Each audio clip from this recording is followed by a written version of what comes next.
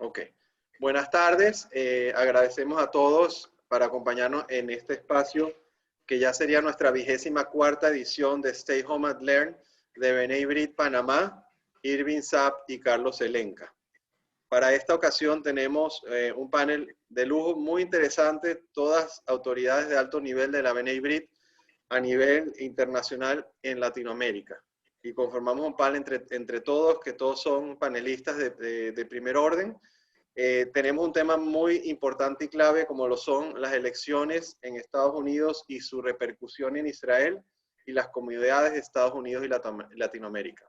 Antes de comenzar, desafortunadamente a Alberto Javiles, que queremos y apreciamos mucho, tanto en B'nai B'rith y a nivel de la comunidad aquí en Panamá y en otras comunidades, tuvo un infarto el día de ayer, refuash lema, pero ya habló con todos nosotros, con mi persona y los panelistas que estamos. Ya se siente mejor dentro de lo que se puede, ya se está en proceso de recuperación. Y bueno, le mandamos el saludo y después le vamos a mandar la grabación y esperamos que se recupere pronto, refuash lema para él, pero ya habló con nosotros el día de hoy y se siente muy bien. Bueno, un poquito, los Stay Home and Learn de B'nai B'rith están todos cordialmente invitados, son espacios que hacemos todas las semanas vía Zoom, en donde tocamos muchas diversidades de temas, lo que es liderazgo, emprendimiento, innovación, educación, historia, cultura, artes, medicina, psicología, coaching, negocios, temas financieros, temas económicos, sector público, comunicación social, temas de Israel, como el conflicto árabe-israelí. Tuvimos una oportunidad de ver el tema de Irán y su influencia en Latinoamérica. Entonces, lo hacemos junto con las dos logias de B'nai B'rith Panamá, en donde Irving Saab, donde yo soy director de la logia, y David Yemal es presidente. Y tenemos a Nathan Seidman, Carlos Elenca, que él preside la logia, y hacemos todo esto estas semanas para compartir conocimiento. Y bueno, vamos a seguir adelante, ¿no?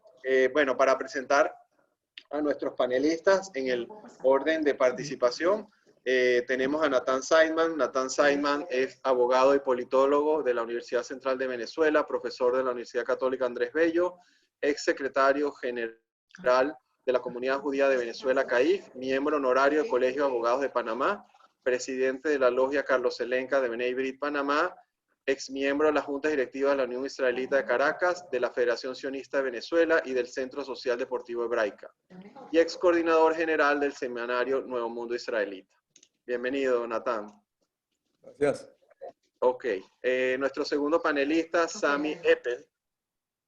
Sami es vicepresidente del Distrito 23 B'nai B'rith Internacional y director de Relaciones Internacionales de Hatzat Hasheni, que por cierto tuvimos un evento con Gabriel Ventasgal, que es de esa organización, muy positivo, hace unos meses atrás. Sami Eppel es opinador durante 20 años en prensa, 800 artículos publicados en radio y televisión latina, más de 100 programas en los últimos 4 años, miembro de la CAIF por 12 años, Comisión de Derechos Humanos B'nai B'rith de Venezuela, Junta de Gobernadores B'nai B'rith Internacional y director de Relaciones Interconfesionales de Hatzat Hasheni. Dedica la mayor parte de su tiempo al combate contra el antisemitismo. Y director de Relaciones Interconfesionales de Hatzat Hasheni, como dijimos anteriormente.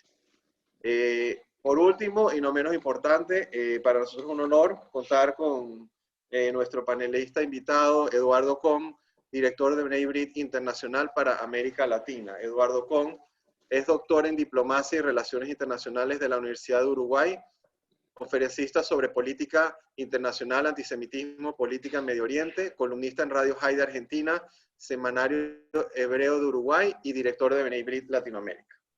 Pero bueno, ya para arrancar el webinar que tenemos, o sea, la idea es, como dijimos anteriormente, obviamente tenemos cercanas las elecciones de Estados Unidos, en donde tenemos a Trump y Biden para el 3 de noviembre. Creo que es un tema muy importante. Las elecciones de Estados Unidos tienen un impacto no solo en ese país, sino a nivel mundial, siendo la primera potencia, sigue siendo la primera potencia mundial, tanto económica y política, y obviamente cualquier resultado afecta a la geopolítica a nivel global en ese sentido. Tenemos a un Trump en donde yo no voy a extender el tema porque los expertos los tenemos aquí, los panelistas, un Trump que es considerado amigo de Israel y donde se han tenido las mejores relaciones diplomáticas según Netanyahu y comparten visiones del mundo y de su forma de pensar y de gobernar. Pero tienes a un Biden que también es amigo de Israel y que también se ve con buenos ojos, en donde puede apoyar también y puede ser beneficioso. Partiendo de entrada que cualquiera de los resultados debe ser beneficioso tanto para Israel como a nuestras comunidades judías en Latinoamérica, es importante hilar filo y profundizar un poquito en el tema. Entonces, ya dicho esto y con esta breve introducción, voy a pasarle la palabra primero a Nathan Seidman, que nos va a comentar con un análisis global y completo y extender lo que inicialmente yo comenté de las elecciones de Estados Unidos. ¿Qué significa? ¿Qué impacta? ¿Cómo va el proceso? Creo que es algo muy importante que todos tenemos que conocer. Adelante, Nathan, muchas gracias. Muchas gracias, Eddie. Sin duda, como tú acabas de señalar, estas no son unas elecciones normales de las tradicionales que hemos visto en los Estados Unidos a través de los últimos años. Estas son unas elecciones donde se va a definir no solamente el candidato o a nivel personal, quien vaya a resultar electo, sino que detrás de cada candidato hay todo un proyecto, hay todo un conjunto, un ideario que va a tener sin duda efecto, repito, tanto dentro de los Estados Unidos como dentro o fuera de los Estados Unidos.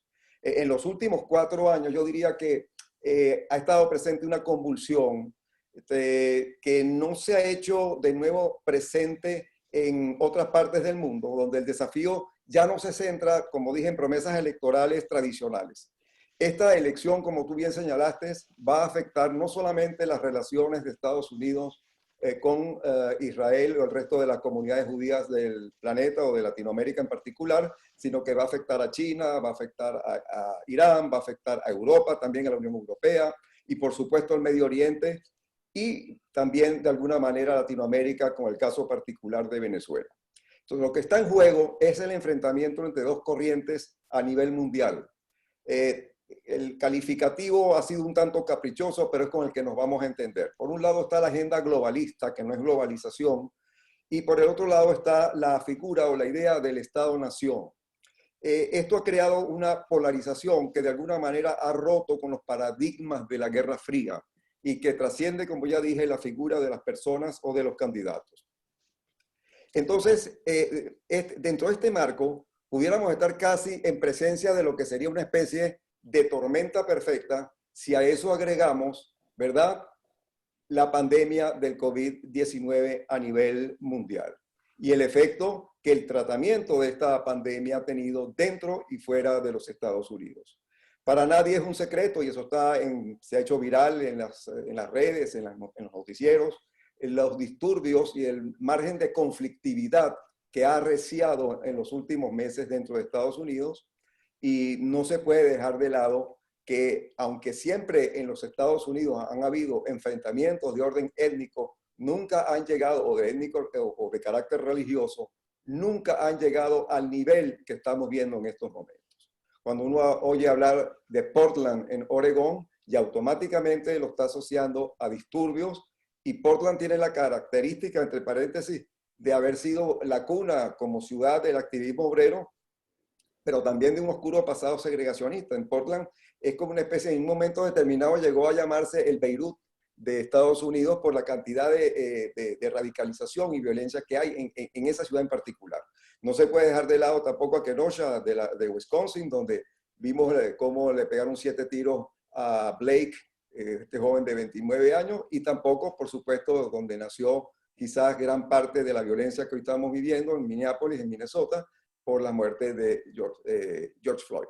Ahora, para aterrizar un poquito en los Estados Unidos y en lo que nos concierne, es importante señalar que hay dentro de los grupos étnicos y dentro de los grupos religiosos hay que tener claro en qué medida dentro de la población americana están ellos representados. Fíjense, por ejemplo, no cabe duda que la población eurodescendiente, lo que vendría a ser la población blanca, llega a un 60.5%, o sea, es la gran mayoría de la población es blanca o eurodescendiente, seguida de la población hispana latina, que vendría a ser un 18% aproximadamente, a su vez está seguida de la población afroamericana con un 13.5%, y ya en cuarto lugar los asiáticos. Por supuesto que hay otros grupos étnicos, pero no de la dimensión antes señalada. Pero asimismo tenemos grupos religiosos, es decir, tenemos que la gran mayoría de la población americana es de credo protestante, casi un 46%, seguido por católicos un 20%. La población de fe judía, como ellos muchos se califican, estaría por el orden del 2%, seguido de los musulmanes cerca del 1% y de otras congregaciones menores.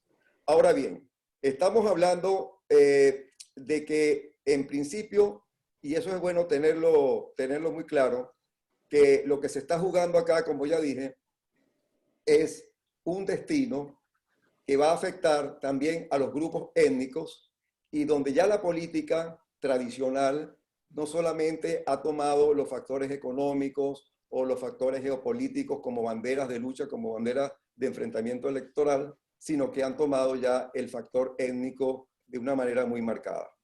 Es importante indicar también, eso ya sería materia de otro tema, que creo que es importante hablar del sistema electoral, de los colegios electorales, pero eso ya obedece al régimen electoral imperante que tiene sus particularidades. En este momento tenemos que centrarnos en lo que va a ser el enfoque que le estamos dando esta tarde al webinar y donde los otros panelistas van a abundar en detalle. Es importante también indicar rápidamente que si bien el Partido Demócrata siempre se ha caracterizado de alguna manera por propulsar lo que tendría el estado de bienestar o la introducción de programas sociales, el apoyo a los sindicatos, la matrícula universitaria accesible, etcétera, la atención médica universal, no siempre fue así desde sus orígenes, pero eso es materia de otra discusión. Ahora, en el Partido Republicano, hoy en día encontramos precisamente la idea más conservadora, ubicado más hacia la centro-derecha. Pero, de alguna manera, quienes hoy ostentan la candidatura de ambos partidos tienen una influencia importante en los resultados o en cómo se vaya a manejar esto en los próximos meses hasta llegar al martes 3 de noviembre. Fíjense ustedes. En ambos gobiernos, tanto demócratas como republicanos, de alguna manera, generalmente han tenido buenas relaciones con el Estado de Israel. No pudiera decirse que ha habido, digamos, una ruptura. La gente, cuidado que aquí te ven. Ahora bien, si uno analiza a los candidatos, uno observa que, por ejemplo, Donald Trump, abanderado de la doctrina Estado-Nación, enfrentado a la agenda globalista, Joe Biden representa una mayor intervención del Estado. Ahora bien, es importante indicar que Donald Trump no llega como republicano. Si bien es el presidente republicano y es el candidato del Partido Republicano, Donald Trump entra como un independiente emergente, sin una tradición política previa en la política como sí la tiene Biden. Y Donald Trump, de alguna manera, independientemente de sus aspectos negativos o cuestionables o criticables, ha representado una especie de antiestatus tradicional. Es decir, quizás ello unido a su personalidad, con los logros que ha logrado, que puede exhibir a nivel del empleo, y sobre todo en lo que nosotros concierne, el apoyo decidido al Estado de Israel, sobre todo en la lucha contra la teocracia de Irán. Yo simplemente señalo rápidamente tres grandes logros que hay que reconocer de Donald Trump. El traslado de la Embajada Americana a Jerusalén, el diseño del plan de paz progresivo apoyando la anexión de una parte del territorio de Judea y Samaria, así como la soberanía sobre el Golán, y haber jugado un papel protagónico en el reciente acuerdo de paz firmado entre Israel y los Emiratos, sin dejar de lado, por supuesto, las acciones militares que eliminaron al líder de ISIS, a Baghdadi y al general Soleimani. Ahora, ha mantenido también una posición firme, y eso hay que reconocerlo, frente a la narcotiranía criminal de Venezuela, aliada de Irán y Hezbollah. Hago hincapié en eso, y por eso es que lo traigo a colación. Ahora, en cuanto a lo negativo, se le aduce su conducta prepotente, personalista, irreverente, la rotación excesiva de su personal de confianza, decisiones apresuradas, etcétera, supuestamente el inspirador de cierto racismo, en lo cual no tiene mayor sustento en la realidad, y las políticas migratorias, así como el mal manejo de la pandemia o de las medidas para enfrentar la pandemia. Biden, en cambio, exhibe una personalidad presuntamente equilibrada y tolerante como el representante del ala moderada, entre comillas, del Partido Demócrata, pretendiendo capitalizar el descontento social, los enfrentamientos que hay, etc. De tal manera que en lo negativo, Biden carga con la herencia de la cuestionada y criticada administración Obama, la cual exhibió en el pasado su tolerancia con el régimen cubano, con el régimen venezolano y con el régimen iraní. Hay quienes dicen que adolece de una personalidad ausente, digamos, ausente de carácter, de coherencia. Y por otro lado, y esto es lo más importante, no puede ocultar el apoyo recibido de sectores radicales anti-israelíes y antisemitas como Black Lives Matter y Antifa, protagonistas de los recientes motines y saqueos violentos en varias ciudades. Así como también el respaldo de la agrupación judía antisionista de izquierda If Not Now. Eso es muy importante. Pero ha recibido el respaldo, adicionalmente, respaldo que en mi opinión es dañino, de las congresantes Ilan Omar, la somalí musulmana, de Rashida Tlaib, palestina musulmana, de Alexandra Ocasio-Cortez, puertorriqueña, de extrema izquierda, y de Linda Sarsour, palestina, que lidera la Asociación Árabe Estadounidense. En términos, ya y para finalizar, decimos y podemos concluir que en Estados Unidos hay 6 millones de judíos y constituye la concentración más grande de judíos fuera de Israel. Aunque el Partido Republicano históricamente ha demostrado ser más favorable a Israel que el Partido Demócrata, es importante indicar que no recibe tradicionalmente el voto incondicional de la comunidad judía americana, ya que para esta comunidad los asuntos internos, más que la política exterior hacia Israel, son más relevantes. De allí el apoyo histórico de la comunidad judía a los demócratas.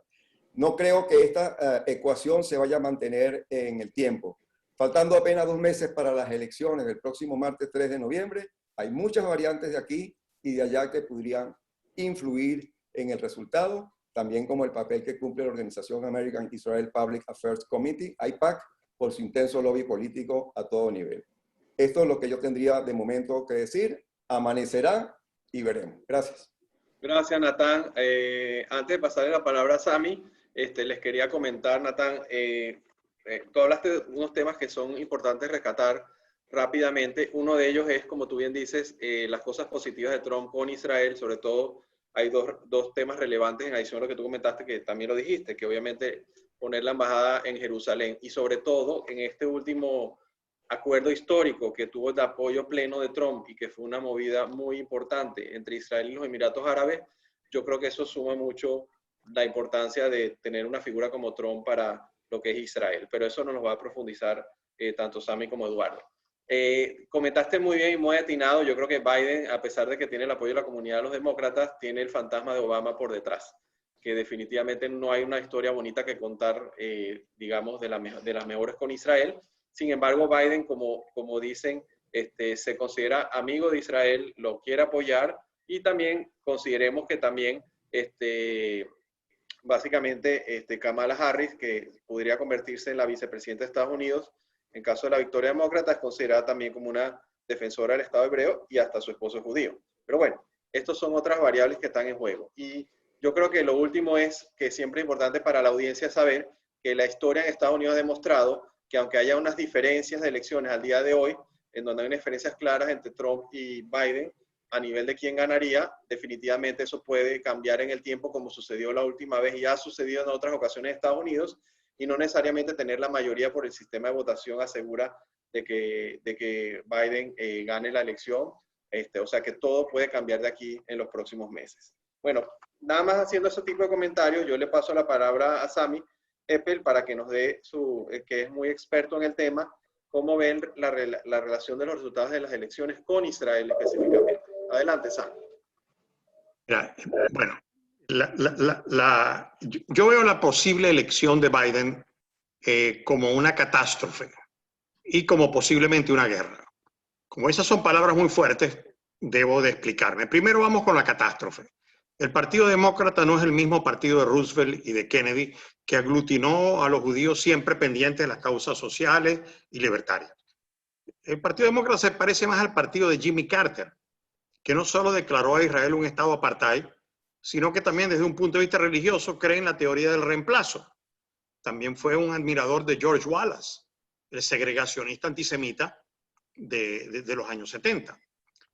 Ahora, el cambio no fue abrupto, pero sí fue dramático y se basa en la teoría de la interseccionalidad durante los últimos 30 años, donde los grupos con agendas sociales diversas muchas veces totalmente disímiles y hasta antagónicas, tales como agendas raciales, religiosas, de género, educacionales, ambientalistas, indigenistas y globalistas, que primero habían conseguido refugio e impunidad en el mundo académico, se dieron cuenta que para efectuar los variados cambios societales que ellos querían, se requería del poder político para lograr así la revolución. Sí, he dicho revolución. Eso implica la destrucción del sistema. Nosotros en Latinoamérica sabemos lo que es revolución. Básicamente, la aplicación, como en nuestros países, de la fórmula del Foro de Sao Paulo. Tomar el poder y luego y destruir la sociedad desde adentro. Ahora bien, hay varios ejemplos que dar en esto. Por ejemplo, el primer ejemplo que voy a dar fue la Marcha de las Mujeres del 1 de enero del 2017, organizada por Tamika Mallory, una marxista declarada, y por Linda Sarsour, que nosotros ya también la conocemos muy bien. Inmediatamente se adhieren al BDS y, entre otras nimiedades, prohíben que se muestre la bandera de Israel en sus marchas. Ambas dos son admiradoras de Louis Farrakhan, y eso parece no importarle a nadie. Lo mismo pasa con el Black Lives Matter. Quiero recordar algo muy interesante. El Black Lives Matter fue fundado basado en lo que pasó en Ferguson en el año 2015. Y en el mismo año 2015, la plana mayor de Black Lives Matter fue invitada a Venezuela por Maduro. Y fueron a Venezuela. Son un grupo marxista. Alabaron a Maduro y alabaron al régimen de Venezuela. El número 2 en esta ecuación sería Bernie Sanders. Primero, comunista, luego pasa a llamarse Democratic Socialist of America. O sea, le puso ese nombre. Pero como el nombre no era suficiente, bueno, igual se une al Partido Demócrata en el 2015. Mucha gente piensa que Sanders fue siempre demócrata. No, él ha sido siempre un independiente. Es más, está inscrito en el Senado de los Estados Unidos como senador independiente. Él no está como senador demócrata. Ok. Pero en el 2015, él hace dos organizaciones. Una que es muy poca conocida, que se llama Nuestra Revolución. Claro, no la quieren dar mucho a conocer porque la palabra revolución todavía suena un poco difícil de tragar aquí. Pero hay otra que se llama Justice Democrats, con el propósito de reclutar gente del pueblo. Aquí viene el tema del Foro de Sao Paulo, para que ustedes vean. Reclutar gente del pueblo para competir contra el establishment de los miembros del propio Partido Demócrata. Todos sus candidatos deben adherirse a 5 principios. No más ayuda militar a Israel, el Green New Deal, fronteras abiertas, Medicare para todos, incluyendo los ilegales, no visitar a Israel y unirse al BDS. Se les exige al que se una a esta organización esto. En su primera incursión electoral en el 2016, logran 2 gobernadores y 7 congresistas.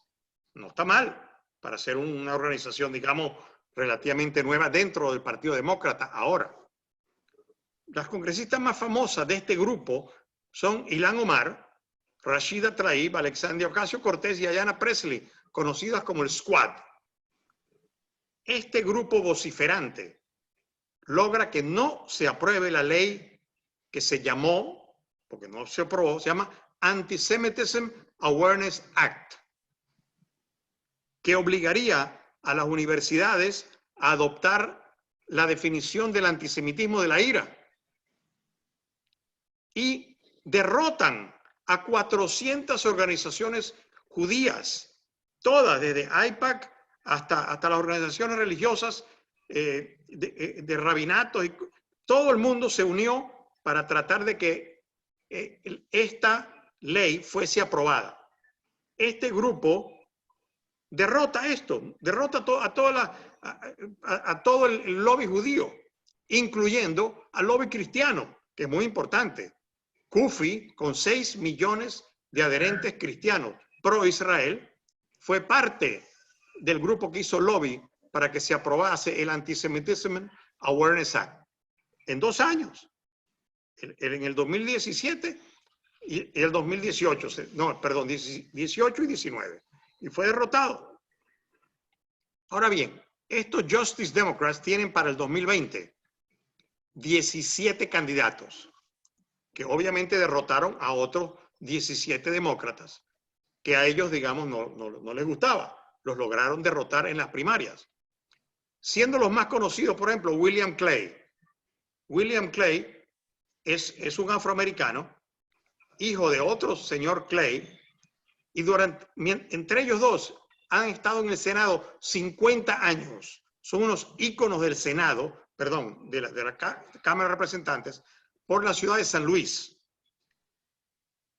¿Y qué pasa? El señor es un perfecto demócrata. O sea, en todas las cosas, en cosas raciales, en cosas de inmigración, en las cosas del Medicare, todo. El hombre es un perfecto demócrata, pero tiene un defecto, según ellos. Es pro-Israel. Y le filaron los cañones y lo derrotaron. ¿Quién lo derrota? Bueno, otra vez alguien que ellos sacan del pueblo, igual que sacaron a las anteriores que ya mencioné, las 4 del squad, a Cori Bush. ¿Qué es Cori Bush? Una enfermera.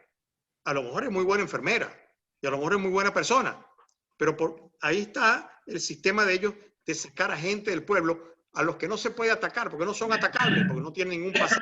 Claro. Ok. Y luego viene, digamos, la guinda de la torta en este aspecto, que es la derrota de Elliot Engel. Elliot Engel, un judío de Nueva York, con 30 años en la Cámara de Representantes, en el Congreso americano. Es el chairman del poderoso Comité de Relaciones Internacionales y un gran defensor de Israel. Bueno, eso no podía ser permitido. Y entonces, ¿a quién buscan este grupo? Y recuerda que este grupo se apoderaron, primero se apoderan del Partido Demócrata local, de la parte local del partido, y desde ahí hacen su campaña. Se apoderan de ahí, Ocasio-Cortez y compañía, todas van por allá y eligen a Jamal Bowman y derrotan a Elliot Engel. Jamal Bowman, ¿quién es? A lo mejor un hombre excelente, es un maestro de escuela. Entonces, aquí vemos lo que están haciendo esta gente. Imagínate si logran ganar estos 17 puestos que van a optar ahora. Ahora bien, la otra parte es Obama. El pacto con Irán y el regalo de salida de la resolución 2334 del 23/12 del 2016 fue la guinda de la torta, el regalo de salida, digamos, que nos hizo a nosotros Obama. Lo que muchos no sabemos, o muchos no saben de lo que están escuchando, es que lo que pasó detrás de esta resolución la propuso Egipto. Y Egipto, que estaba y está hoy en día todavía gobernada por Mohamed al-Sisi, al-Sisi recibe una llamada de Trump el día 22, o sea, un día antes de que se votara, donde Trump, no siendo presidente, pero siendo presidente electo, le pide al Sisi que retire la propuesta y al Sisi la retira. ¿Y qué ocurre? Algo que en las Naciones Unidas no se había visto nunca, que es a un embajador americano, en este caso Samantha Power, haciendo lobby para presentar una resolución en contra de Israel. Y esta resolución se aprueba. Esto fue algo nunca visto. Ahora bien, Biden ya declaró, por ejemplo, que él retoma el pacto con Irán. Ya nos podemos imaginar otra vez aviones llenos de billones de cash, tal y tal, el quitar las sanciones, etcétera, etcétera. ¿Cómo es posible que el eslogan principal de Irán sea muerte a Estados Unidos y muerte a Israel también? Entonces, yo no entiendo, no sé si alguien de ustedes la puede entender, esta fascinación que tienen los demócratas por Irán. Porque Obama, luego de que se había logrado que el Consejo de Seguridad por unanimidad 3 veces pasó resoluciones obligando a Irán a detener el programa nuclear, le tiende la mano en el año 2012 y hace el arreglo con Irán. ¿Por qué? ¿Por qué Carter? ¿Por qué Obama? Y ahora Biden. Yo les dejo a ustedes las conjeturas para esto. Ahora bien, lo que yo creo que todo el mundo quiere en esto es la destrucción de Israel. Pero bueno, Ahora bien, entramos en el último tema, que dije que habían dos temas complicados, la catástrofe y la guerra. Bueno, digamos que gane Biden. Si gana Biden, le pone a Israel en una situación dificilísima, yo diría casi de vida o muerte. Porque si Biden va a retomar el arreglo con Irán, no importa los arreglos que Israel pueda hacer con los Emiratos y con Arabia Saudita, etcétera, etcétera, que es lo que se está haciendo ahora, ahí se le va a dar a Irán la posibilidad de obtener la bomba atómica. Entonces Israel va a tener una ventana de 30, 45 días para actuar y decir, bueno, hay que tomar una decisión y tenemos que atacar a Irán, pase lo que pase. Contando que por lo menos todavía Trump es presidente y no estará en contra en ese momento de eso. Entonces, la disyuntiva es tremenda. Yo no me lo tomaría de manera ligera. Esta elección, en el caso de Israel, yo digo, Israel se está jugando la vida y la muerte. Muchas gracias. Gracias, Sami, por tu perspectiva diferente, pero bueno, ahí se tienen unas preguntas, pero quisiera darle primero a Eduardo con la oportunidad de dar sus charlas, y ahí te hicieron varias preguntas que te las hago al final, ¿no? Pero muchas gracias. Bueno, Eduardo nos va a conversar, obviamente hilando el mismo tema. Me gustaría que Eduardo dé su opinión de la relación de los resultados de las elecciones, obviamente con las comunidades judías, tanto de Estados Unidos y Latinoamérica.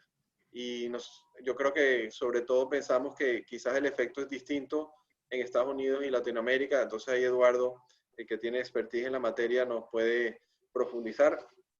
Porque como decías tú, Sami, Natán lo decía, estas elecciones son importantes y críticas y van a tener un alto impacto, quizás más que nunca, tanto para Israel como para todos. Entonces, Eduardo, adelante, por favor. Buenas tardes para todos. Gracias a Bnei Brit de Panamá por la invitación. Es un enorme placer y un honor estar acá, además acompañados de este panel prestigioso y queridos amigos. El impacto de las elecciones presidenciales en Estados Unidos en las comunidades judías en América Latina y del propio Estados Unidos tiene que ser ubicado en ambos casos en el contexto general donde se producirían estos impactos. Vamos primero por la América Latina. Aunque muchos gobiernos, partidos políticos y analistas latinoamericanos pueden estar estudiando las perspectivas del relacionamiento económico y político con una nueva administración norteamericana, la realidad marca, y no ahora, sino hace decenas de años y muchas administraciones, que América Latina como tal no está en el radar programático de los programas de gobierno, sean demócratas, sean republicanos, y en esta oportunidad tampoco es la excepción. Para no irnos muy lejos en el tiempo, digamos que hay solo hechos puntuales que están en ese radar programático.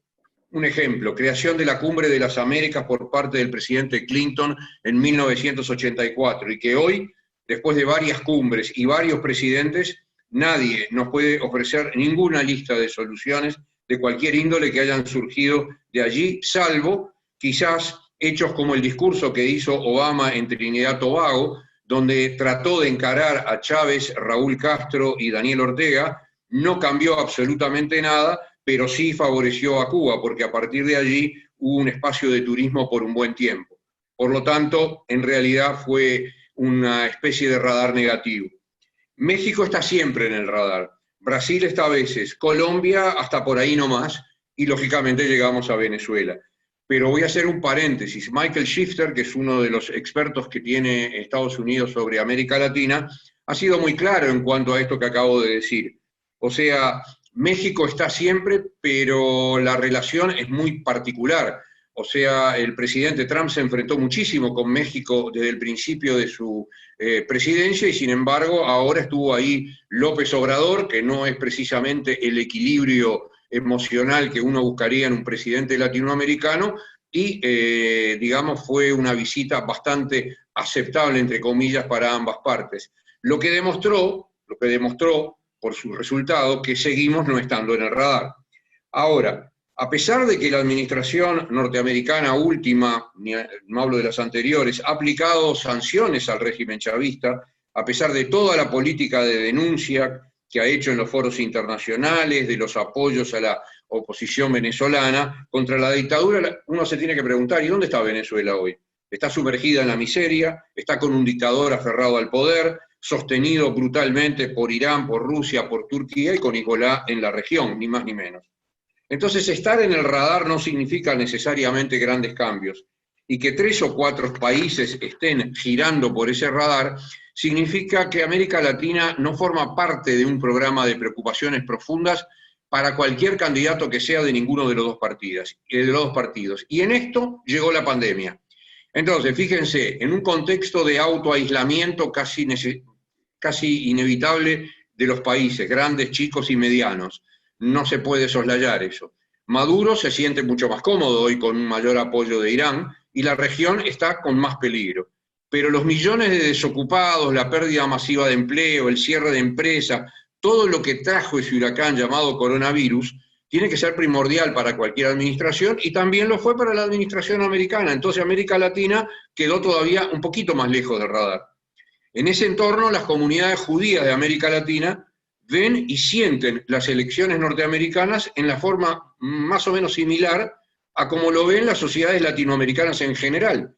Y se preguntan más por información que por preocupación, salvo determinados grupos institucionales organizados, cómo será el relacionamiento de un futuro presidente de Estados Unidos con Israel. La izquierda en Latinoamérica fabricó a mediados del siglo XX un relato demonizando a cualquier presidencia de Estados Unidos. Incluso no hizo ni siquiera pausas con Kennedy. Tengamos memoria un poquito. La izquierda consideró una suerte de invasión la propuesta de la Alianza para el Progreso. Estamos hablando del año 1962. Tengamos en cuenta además que la izquierda, llamémosla izquierda, la contemporánea, Maduro, Lula, Ortega, Fidel Castro, Mujica, Rafael Correa, no cambiaron los 60 años de relato respecto de Estados Unidos. No les importa el nombre del presidente. Estados Unidos es enemigo de la región, del progreso, etcétera, etcétera. Mintieron cuando quisieron hacernos creer que aceptaban a Obama. Volvieron a mentir cuando dijeron que Sanders era una suerte de alternativa de izquierda y demonizaron como nunca antes a nadie a Donald Trump, obviamente. Entonces, de paso, arrastraron en esa actitud a partidos políticos que están lejos de la izquierda, que no son de izquierda, pero que se unieron a esa demonización sin percatarse, o algunos percatándose, que una cosa es disentir con una política de un presidente, lo cual se puede dar, y otra es englobar a toda una democracia, como la democracia americana, con poderes de Estado independientes y una prensa libre, en una demonización generalizada. ¿Cuál es el socio de la demonización? Israel. Entonces las izquierdas de las comunidades judías latinoamericanas no se sustrayeron de ese contexto de la opinión general. Si bien las estructuras institucionales de las comunidades intentan permanentemente hacer efectiva la ley del péndulo y mantener equilibrios de relacionamiento con todos los actores políticos en cada país, otra cosa son las reacciones de quienes no están en estructuras institucionales, normalmente una parte mayoritaria de las comunidades grandes, y se integran a organismos de gobierno, a aparatos partidarios, y por supuesto utilizan hasta el hartazgo las redes sociales. O sea, los judíos que individual y colectivamente han trabajado, militado, participado y lo siguen haciendo en, ejemplo, el kirchnerismo argentino, el Frente Amplio del Uruguay, el PT en Brasil, los partidos de izquierda de Chile, no les preocupa quién es el presidente de Estados Unidos. Es el enemigo de América Latina, es el imperialismo, punto, basta. Y tampoco les crea muchas dificultades ideológicas cuando esa izquierda en el gobierno condena duramente a Israel y a su gobierno porque lo ponen en pareja con Estados Unidos. O sea, si gana Trump en noviembre, la demonización va a seguir por el mismo carril o peor que en los últimos 4 años. Y la izquierda judía no va a opinar diferente que la izquierda de sus países porque son parte de ella. Si gana Biden, van a abrir un paréntesis de más o menos 10 segundos hasta que los demócratas tomen cualquier resolución de política exterior, no importa cuál. La reacción va a ser automática. Las instituciones judías latinoamericanas no considerarán que sea un impacto, un triunfo republicano o demócrata, y la comunidad como tal, no atada, la que no está atada a estructuras políticas partidarias, va a mirar con atención la relación de Estados Unidos e Israel, pero no porque le pueda hacer un impacto, sino como observadores. Los judíos latinoamericanos no sienten que su vida comunitaria está condicionada a cambios políticos en Estados Unidos. El antisemitismo creciente desde las redes, otros ámbitos también, que hoy suceden, por ejemplo, en Argentina, en Chile, para dar esos ejemplos, son consecuencia de agresiones locales. La dictadura venezolana no necesita mirar quién es el presidente en Estados Unidos para pensar con respecto a los judíos e Israel igual que Irán. Las comunidades judías organizadas en América Latina se ubican antes que nada frente a sus propios gobiernos y a los partidos políticos y a las organizaciones sociales.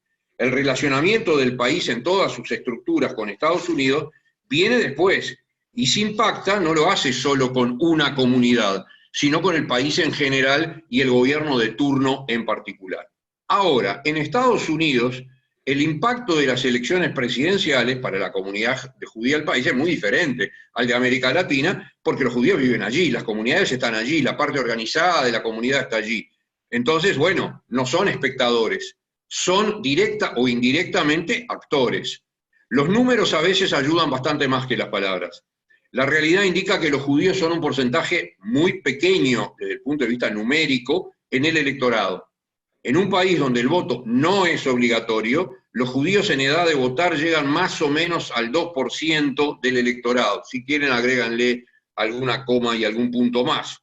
Desde hace décadas, como ustedes ya lo dijeron, quienes me antecedieron en el uso de la palabra, el promedio de votos al Partido Demócrata, de votos judíos, ha sido del 70%, más o menos, 67, 69, 70, y el restante 30% para el Partido Republicano. Las variaciones a esas cifras han sido muy pequeñas y por más que haya percepciones de analistas, algunos no muy bien informados, o de auditorios que les gusta solo escucharse a sí mismos y no ver los hechos, la comunidad judía norteamericana no ha modificado esa tendencia en los últimos, no sé, 60, 70 años o más. Creo que más, porque era de la década del 20 esas cifras. Y nada indica que lo van a hacer ahora. No dramáticamente, capaz que el 2%, dentro del 2%, en vez de un 70 va a haber un 73, un 74, o al revés, va a haber 3 puntos menos. Bueno, pero ese es el margen de error que hay cuando un analista hace una proyección electoral. Decir que la comunidad judía vota homogéneamente es un serio error.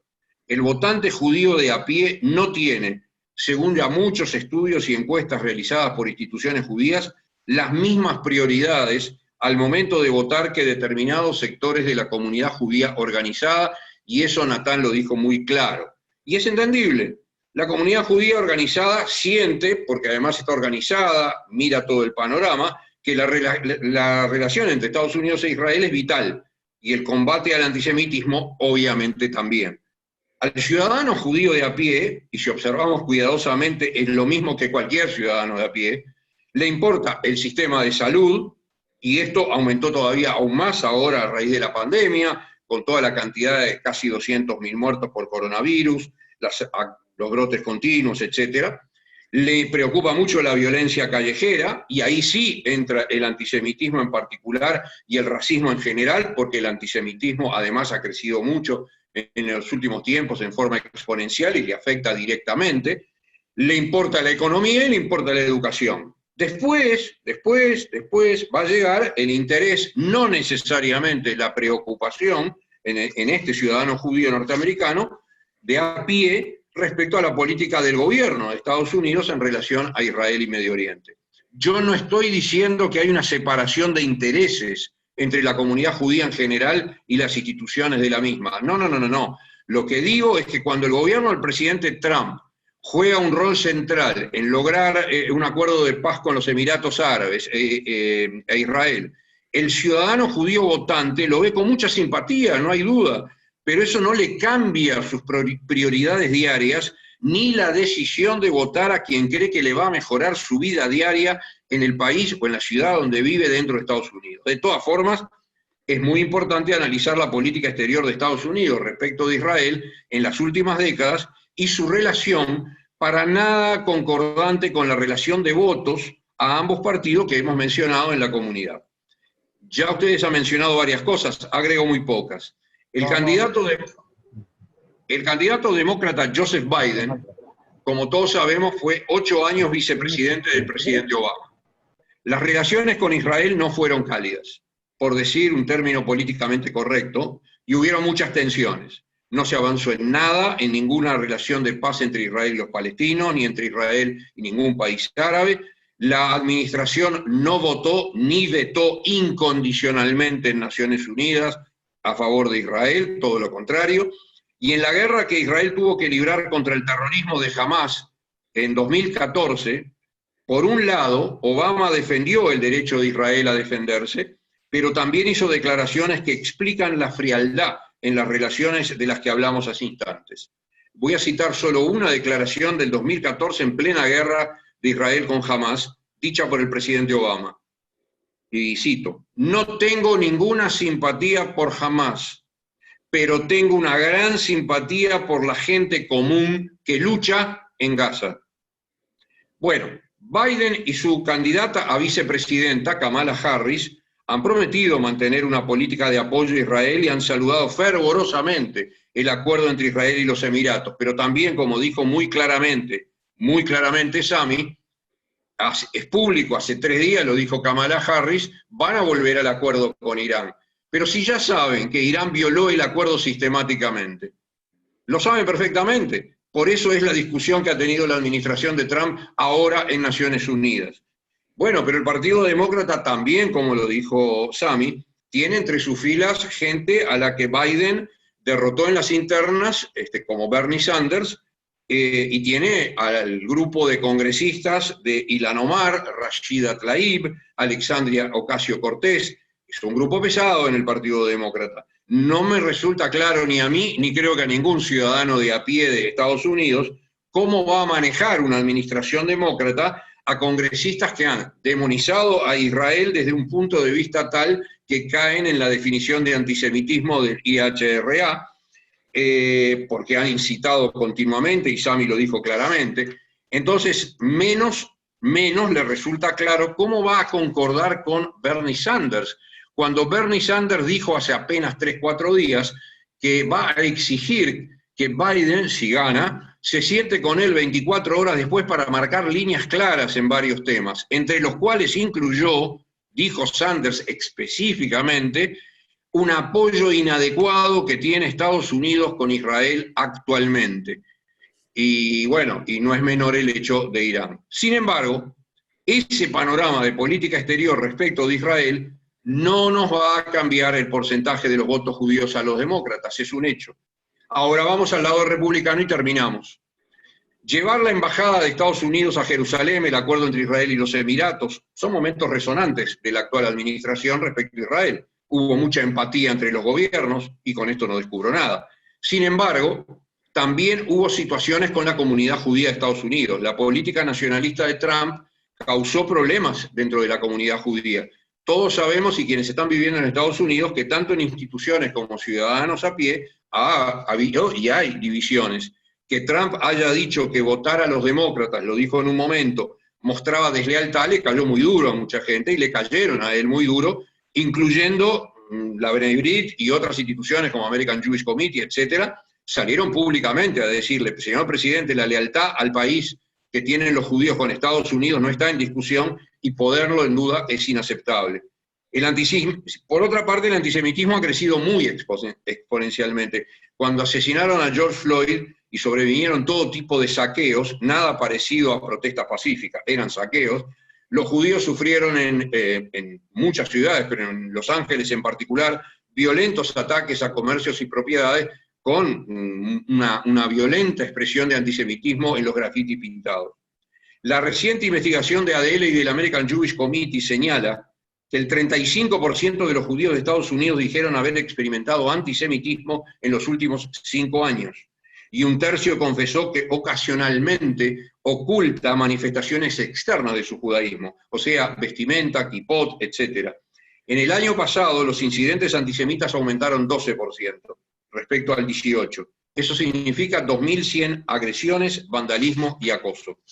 El antisemitismo quizá explique, no estoy 100% seguro, que los votos de los judíos americanos a los demócratas aumente en 1 punto o 2, no sé. Lo que queda claro en las encuestas de votos es que por mejor o más favorable a Israel que sea la política gubernamental de la actual administración, la comunidad judía, según las encuestas, se mantiene en ese porcentaje. Yo lo único que intenté con esto es compartir hechos e información. Si hay preguntas sobre opiniones y opiniones personales mías, con muchísimo gusto las voy a contestar. Concluyo señalando que estas elecciones en Estados Unidos, concuerdo con Sami, concuerdo con Natán, tienen características especiales. Se hacen en medio de una pandemia que devastó a todo el mundo sin excepción. Se votan candidatos con edades muy avanzadas para lo que es hoy el promedio. Se votan candidatos muy diferentes. Trump con su estilo antisistema, que lo demostró desde hace 3 años y 8 meses, e incluso acusando a Biden de que si Biden gana, China se va a apoderar de Estados Unidos, y Biden tratando de demostrar que Trump destruyó el tejido social norteamericano y solo él lo puede recomponer. Y además, para peor, todos sabemos, porque eso no es muy bueno en una elección de este tipo, no es obligatorio el voto. Entonces hay otras interrogantes sobre qué va a pasar, si va a votar el 50, el 40, el 45, el 60%. Al entorno de Trump ya lo conoce todo el mundo. Al de Biden no se le conoce. Y es muy dudoso pensar cómo va a dominar la gente que nosotros mencionamos. Sanders, las congresistas y todos los sectores que ya mencionó Sami en forma clarísima. Bueno, después del 3 de noviembre vamos a saber qué nos van a deparar los 4 años siguientes, pero es evidentemente una elección diferente y para quienes están realmente preocupados, tanto en Estados Unidos como en América Latina, bastante angustiante también. Muchas gracias. Gracias, Eduardo, muy ilustrativa, muy completa tu intervención y yo creo que es un tema que llama mucho la atención que comentas, sobre todo en Estados Unidos, como tú dices, la conexión entre el ciudadano judío americano, las organizaciones judías americanas, no todas, con el tema Israel o el tema comunidades, pareciera que no es ni siquiera ni su primera, ni su segunda, ni su tercera, ni su cuarta prioridad. Entonces es un tema que llama a la reflexión y tú ya constataste que es un tema de que se mantiene en el tiempo, en ese lado, ¿no?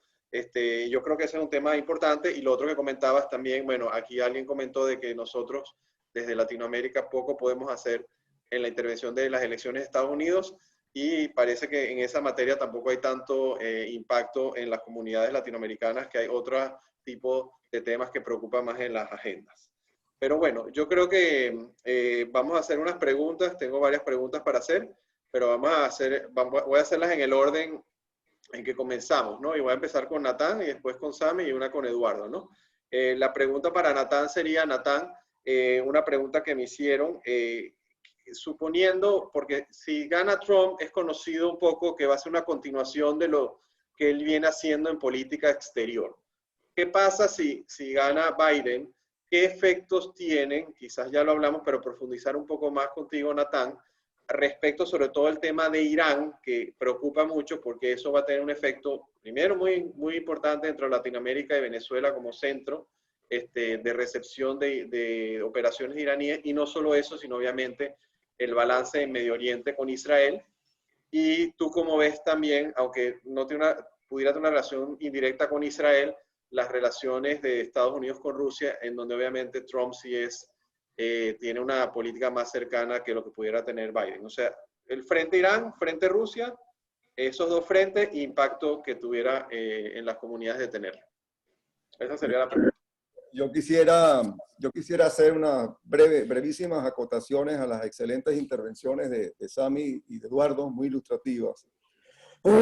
Recientemente leí un artículo donde precisamente se compara a Sanders con Pablo Iglesias en España. Es decir, de ganar Biden, según este analista, su consejero, no su vicepresidente formal, sería Sanders, así como, y tendría la influencia, en principio, según el analista, que tiene Pablo Iglesias sobre Pedro Sánchez en España. Bueno, era un comparativo.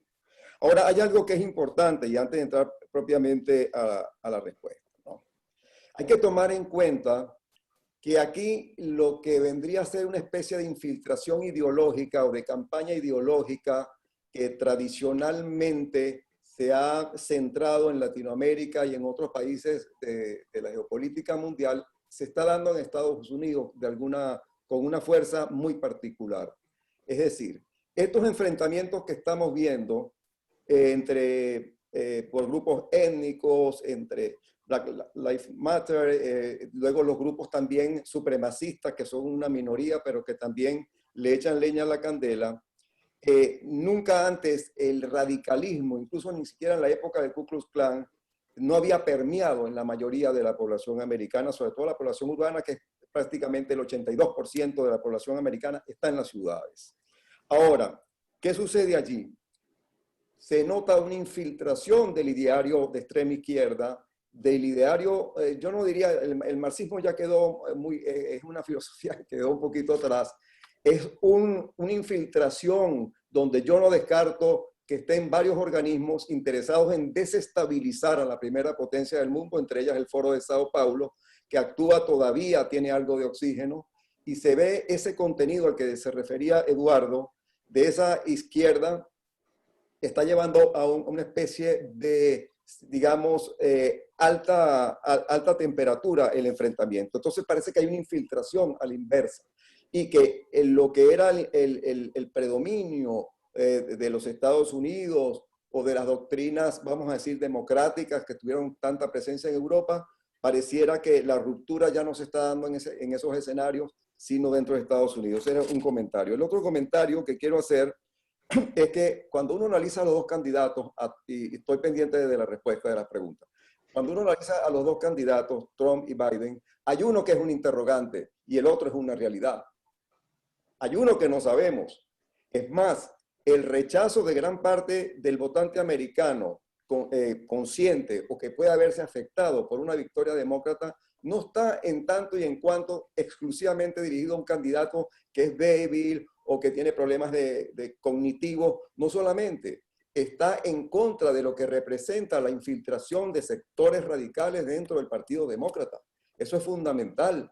Y de lo que representa también, como señalaba Eduardo, el aumento de las manifestaciones antisemitas, que hasta ahora no han escaseado. Ahora, con relación propiamente a las preguntas, con relación a lo de Irán, bueno, sencillamente uno es un suspenso, un suspenso interrogativo. ¿Qué va a pasar con Biden? Pero por lo que sucede, lo que uno lee, cuando uno oye a los grupos, vamos a decir, radicales que lo están acompañando en su proposición, cuando Sanders más bien le dice que quiere conversar con él o se va a sentar, obviamente que hay una preocupación. Yo no creo que vaya a tener la misma política que hasta este momento tuvo Donald Trump.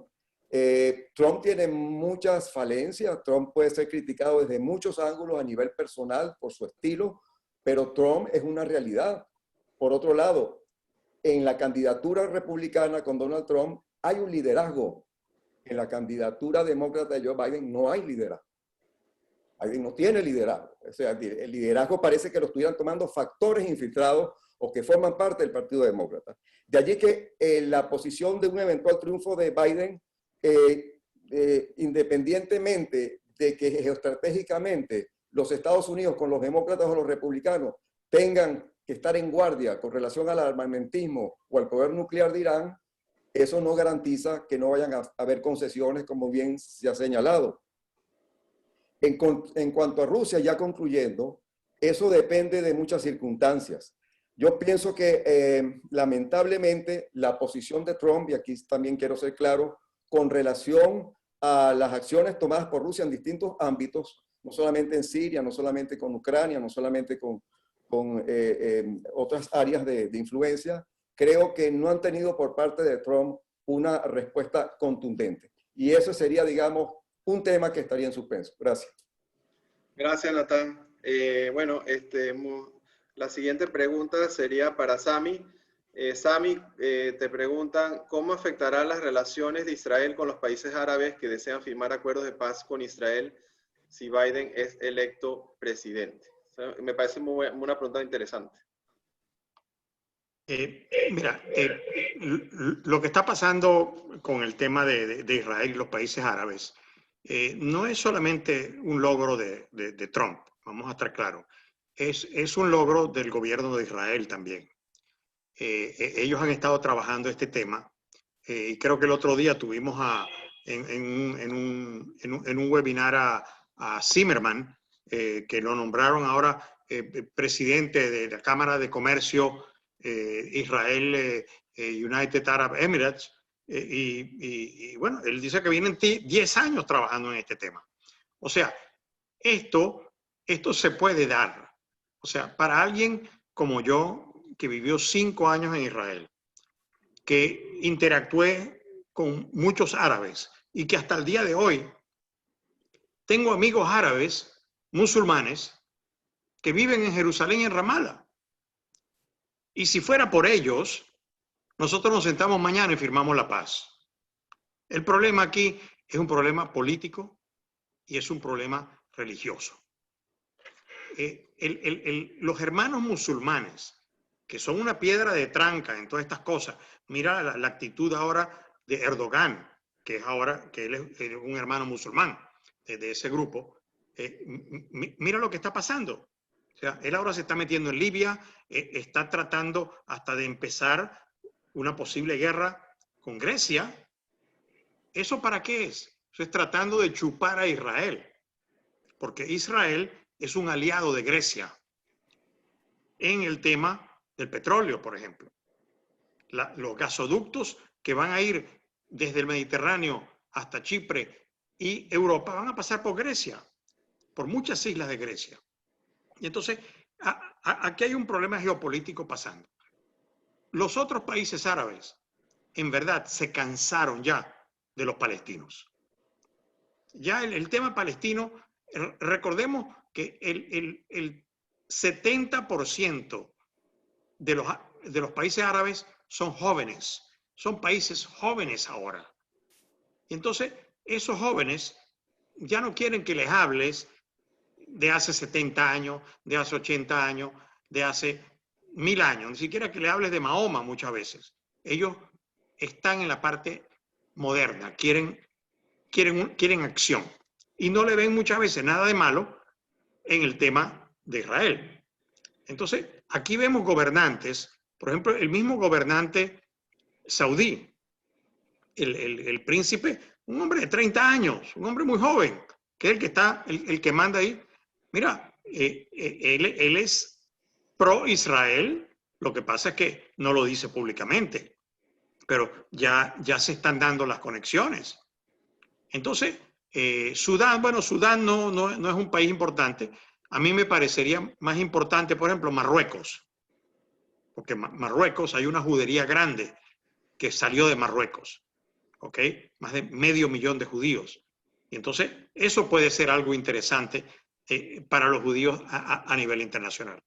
De resto, mira, yo veo que Israel está haciendo lo que tiene que hacer con respecto a los países árabes. La cooperación con Jordania, a pesar de las malas palabras que se dicen de vez en cuando, existe. Le provee de gas y le provee de agua. Es el mismo tema de los palestinos. Por ejemplo, y esto para terminar, para no extenderme, el arreglo del siglo que propuso Trump para los palestinos no era más que todo que un proyecto económico, básicamente un proyecto económico para el progreso de la gente de Palestina, de un futuro Estado palestino que tuviesen progreso, que tuviesen industria, que tuviesen servicios, que de eso se trataba. Claro, los palestinos, como de costumbre, no pierden una oportunidad de perder y volvieron a perder. En vez de aceptar algo que les daba algo, ni hablar de los acuerdos que le propuso Olmert en su momento en el año 2008, donde le daban el 100%. Así que, entonces, el tema palestino ya tiene al resto de los árabes cansados.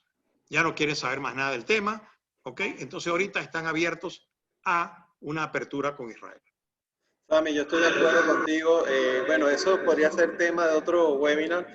Definitivamente el tema de los refugiados palestinos es un dolor de cabeza para la mayoría de los países árabes, en particular Líbano y otros países donde es un tema que no solo trae problemas para Israel, sino también problemas para los mismos árabes, en Jordania también, o sea, en varios de estos países. Y bueno, yo creo que también el tema Irán influye también para balancear un poquito el balance de Medio Oriente favorece a que Israel haga mayores acuerdos. Así que muchas gracias por tus excelentes opiniones y comentarios. Bueno, ya Eduardo, para finalizar, una pregunta para ti. Parece que el tema de no sé si llamarlo, o poca importancia o indiferencia a los judíos, ¿no? De las comunidades en Estados Unidos ante el tema de Israel causó mucho impacto y tenemos unas preguntas o comentarios, ¿no? Para que me ayudes a contestar. Uno dice, déjame ubicarme, disculpa, en la pregunta.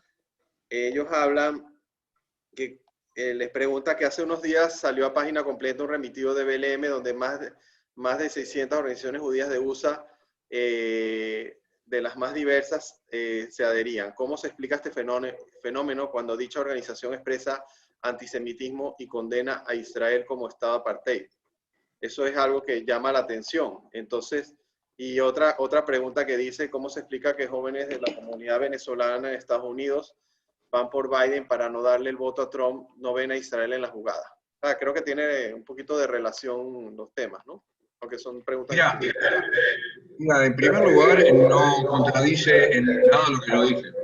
O sea, lo que yo dije es que al ciudadano de a pie, judío, norteamericano, le preocupan los problemas que pasan en Estados Unidos. Yo vi perfectamente ese comunicado que hicieron en el New York Times, 600 instituciones, pero no estaban hablando de las relaciones de Israel y Estados Unidos, estaban hablando de algo muy grave.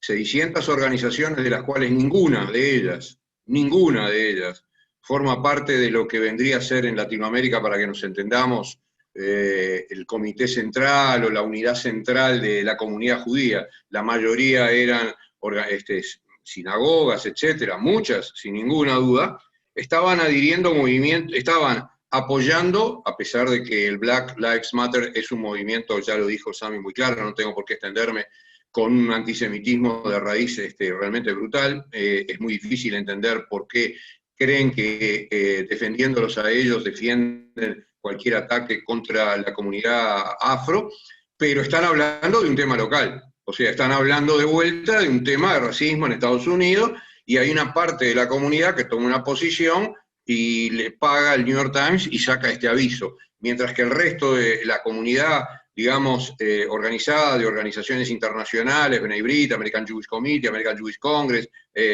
World Jewish Congress, etcétera, etcétera, etcétera, no forman parte de esa lista. Pero también si formaran parte de otra lista estarían hablando de un tema local. Y la pregunta sobre los estudiantes venezolanos, o sobre los jóvenes venezolanos, perdón, es la misma. Son venezolanos que viven en Estados Unidos, y bueno, deciden su voto en relación a que viven en Estados Unidos y les parece que es mejor votar a este que al otro, pero no están hablando de si les importa la relación de Israel y los Emiratos, lo que acaba de explicar Sami con respecto a los palestinos, o no están hablando de si es bueno o no es bueno, no están opinando sobre el tema de la embajada, y lo que es peor, ni siquiera están opinando de qué pasaría en una administración demócrata con gran influencia por parte de ese grupo de congresistas que hablamos, y ni hablar de Sanders, o qué pasaría si sigue Trump, si sigue con su mismo equipo, si se van a poder hacer más acuerdos o no Israel. No, están preocupados por el tema interno. O sea, insisto, el ciudadano de a pie, pero eso es un hecho humano, normal.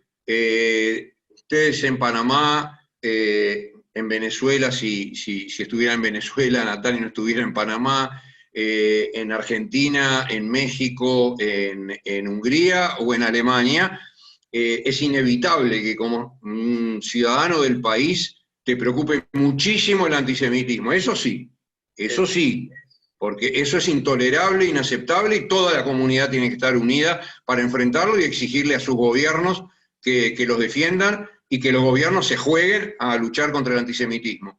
Pero ante una elección van a mirar, bueno, cómo viene la parte de nuestra economía, nuestra seguridad, especialmente en América Latina, donde la inseguridad es brutal, donde la pobreza ahora va a aumentar exponencialmente, donde la pandemia ha tirado abajo algunos porcentajes que se habían avanzado un poco, etcétera, etcétera. Les doy un solo ejemplo.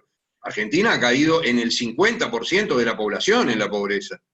Ojo, entonces el ciudadano que cae en eso honestamente no está pensando en política exterior. Eso es lo que yo quise decir. Gracias, Eduardo. Bueno, yo quería hacer solo 2 comentarios ya finales. Yo creo que esa es mi opinión personal, no es la opinión de B'nai B'rith, ni de Panamá, ni nada. Yo pienso que no puede haber apatía. Nosotros siendo judíos nos tiene que importar, como tú dijiste, Eduardo, el tema del antisemitismo es clave, pero el tema de Israel también. Y yo pienso que no solo debe, en mi opinión, debe importar lo que pasa en tu país, pero tú siendo judío tienes que pensar a la hora de votar o cualquier decisión que tenga un impacto, tienes que pensar en qué implica eso en las relaciones con Israel, en los temas de antisemitismo y en los temas de las comunidades judías. Eso es clave. Y yo creo que en Latinoamérica somos afortunados en algunas comunidades que somos muy unidos y nos ayudamos. Yo creo que somos ejemplo para quizás comunidades en otros países. Pero creo que tu punto, Eduardo, es bien clave en ese lado.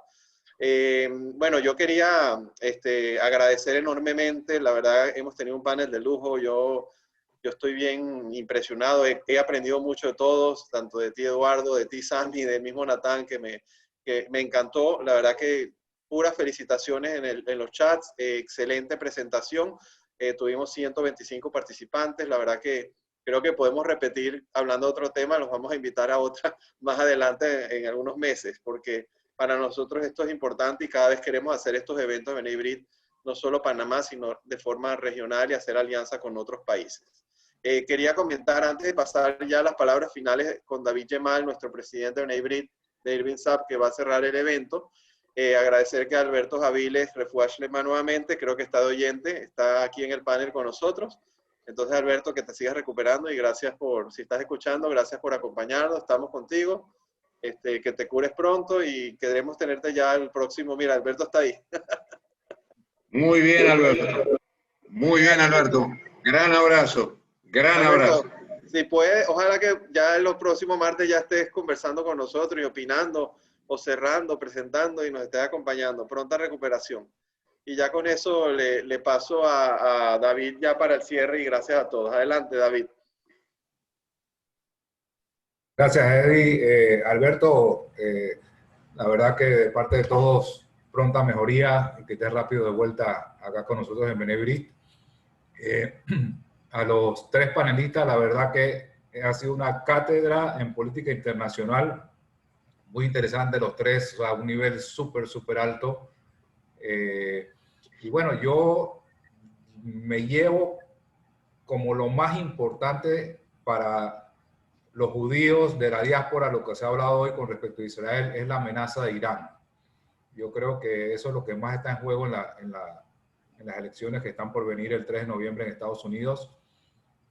Si Biden va a volver a entrar en ese acuerdo nuclear con Irán, eso es nefasto para Israel y yo pienso que esa es la parte más importante que se está jugando en estas elecciones. Entonces, bueno, gracias a todos, gracias por participar y nos estamos viendo la próxima semana. Gracias a ustedes nuevamente. Muchas gracias. Y un saludo a todos los que han participado. La verdad que muchas gracias. Ha sido un honor. Gracias. Y solo para comentar, para cerrar, antes de que ya paro la grabación, la semana que viene tenemos a Alberto Moryosef, al profesor Mario Nassi y Livio Rosenberg, están todos invitados. Ya vamos a cumplir 25ª edición, estamos muy contentos, se va a llamar La Nakba, que el mundo ignora, los judíos desplazados del mundo árabe. Una historia que contar. Bueno, gracias a todos, gracias Mucho Eduardo, éxito. Sami, Natán, gracias David, Alberto. Muchas gracias, abrazo Alberto. Después les mando la grabación a todos. Muchas gracias.